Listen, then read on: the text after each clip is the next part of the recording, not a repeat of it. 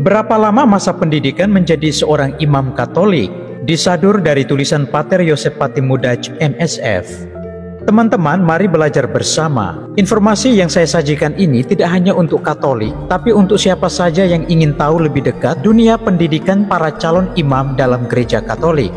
Untuk menjadi seorang pastor diperlukan waktu yang lumayan lama. 9 tahun kalau cepat, 10 tahun kalau cukup, atau belasan tahun lebih bagus, terhitung dari lulus SMA atau sederajat atau sudah kuliah. Bahkan setelah menjadi pastor, masih harus belajar lagi.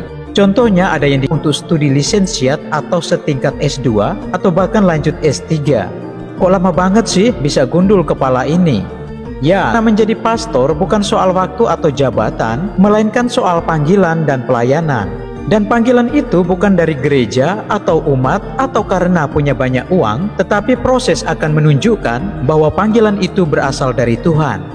Satu catatan tambahan bahwa menjadi pastor atau imam atau romo atau pater tidak dikenal dengan kelas akselerasi seperti yang pernah kita dengar. Sepintar apapun seorang calon imam, dia tetap mengikuti proses dari awal. Kalau panggilan itu dari Tuhan, sekali lagi kalau dari Tuhan, Tuhan mau pastor mewartakan warta gembira, bukan warta duka. Warta cinta kasih, bukan kebencian. Warta persatuan, bukan perpecahan. Warta kedamaian, bukan perang. Lama memang menjadi pastor, tapi selama ini para calon pastor tidak pernah mengeluh akan lamanya persiapan. Justru malah kalau bisa mau lebih lama agar lebih matang, ojo ke susu istilahnya. Lamanya waktu persiapan menjadi pastor dimaksudkan agar seorang pastor memiliki pengetahuan yang luas, bukan kerdil atau picik. Pemahaman yang menyeluruh, bukan setengah-setengah atau idiot. Kepribadian yang matang, bukan suam-suam kuku atau asal nyerocos. Memiliki tutur kata kedamaian, seorang pemuka agama, bukan provokator atau penghasut umat untuk demo atau bahkan perang. Karena menjadi imam berarti menjadi pelayan. Imam bukan menjadi lahan mencari popularitas atau kekayaan, melainkan panggilan untuk melayani sesama tanpa memasang tarif pelayanan atau khotbah. Imam menjadi pembawa damai dan harapan, bukan mengajak orang untuk rusuh dan demo sana-sini. Selama waktu persiapan, para calon imam tidak perlu ke Roma atau ke Yerusalem atau malah ke Israel segala. Begini kisahnya. Sebelum memasuki kuliah, diperlukan waktu minimal 2 tahun sebagai pengolahan rohani dan kematangan kepribadian, mengolah luka batin dan memurnikan motivasi panggilan menjadi imam. Masa pengolahan ini disebut dengan masa postulat atau kelas persiapan atas atau KPA selama 1-2 tahun dan dilanjutkan ke masa novisiat atau tahun orientasi rohani selama 1-2 tahun juga. Baru setelah itu melanjutkan ke jenjang kuliah filsafat teologi. Kuliah filsafat teologi ditempuh selama 4 tahun, dilanjutkan dengan tahun orientasi pastoral atau TOP selama 1-2 tahun, lalu kembali melanjutkan studi program imamat dan atau S2. Setelah melanjutkan program imamat, barulah para calon imam ditabiskan menjadi diakon dan menjalani praktek diakon selama 6 bulan sampai setahun. Akhirnya baru ditabiskan menjadi seorang imam.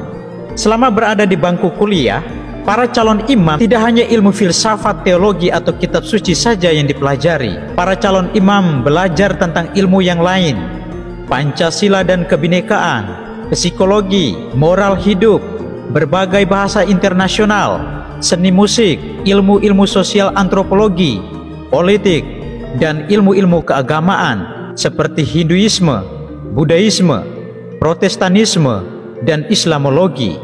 Holistik ya. Bukan berarti para calon imam ahli dalam segala bidang, tidak. Tetapi setidaknya para calon imam paham. Dan kalau paham, para calon imam bisa melihat realitas dan kebenaran dari berbagai sudut pandang yang lebih menyeluruh. Tidak hanya belajar di ruang kuliah, para calon imam juga mengadakan praktek dan penelitian di lapangan, berdialog dengan orang beragama lain, hidup bersama orang miskin, live in di pondok pesantren dan pemukiman yang miskin, memberikan pelayanan rohani dan bimbingan bagi para gelandangan, napi dan PSK, praktek di rumah sakit, dan perusahaan-perusahaan sebagai buruh, mengunjungi keluarga-keluarga baik yang seagama maupun yang tidak seagama. Di kampus, para calon imam terlibat dalam organisasi kampus, olahraga dan kesenian antar fakultas dan perguruan tinggi, diskusi dan debat, dan lain-lain. Para calon imam hidup dalam seminari atau asrama.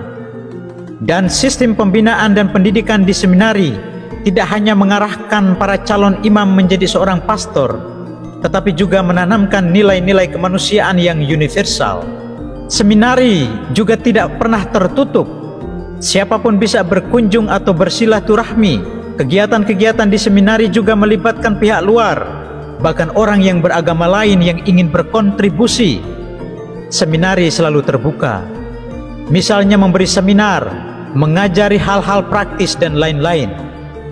Begitulah sikap hidup para calon imam.